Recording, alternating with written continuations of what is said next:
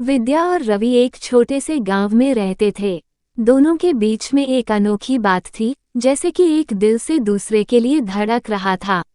रवि के पास खेती का काम था और विद्या स्कूल में पढ़ रही थी, परंतु उनकी मोहब्बत अटूट थी। एक दिन गांव में महाशिवरात्रि का त्योहार था।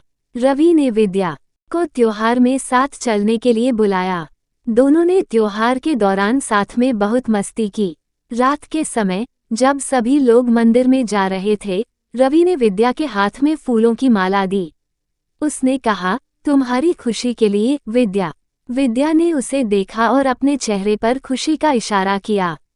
वे दोनों मंदिर में पहुंचे और भगवान शिव के सामने उनकी प्रार्थना की।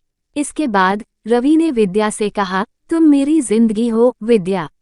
विद्या ने उसके होठों पर अपने होंठ रखे और कहा, तुम्हारे बिना मेरी जिंदगी अधूरी है रवि। उनकी मोहब्बत का इस अनूठे प्रकार का इजहार उनके बीच एक नई शुरुआत का संकेत था। वे दोनों एक दूसरे के साथ हमेशा के लिए बंधे। रवि और विद्या की मोहब्बत गांव के लोगों के बीच चर्चा का विषय बन गई। सभी लोग उनके प्यार को देखकर हैरान थे, क्योंकि ये दोनों अलग अलग वर्ग के थे। परंतु रवि और विद्या को कोई भी इसे बाधा नहीं बना सकता था।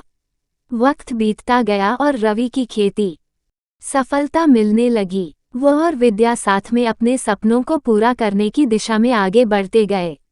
उनकी प्रेम कहानी गांव की सबसे रोमांचक कहानियों में शामिल हो गई।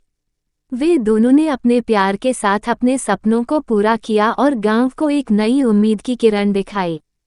रवि और विद्या की मोहब्बत एक सच्ची कहानी थी, जो हमेशा दिलों में बसी रहेगी।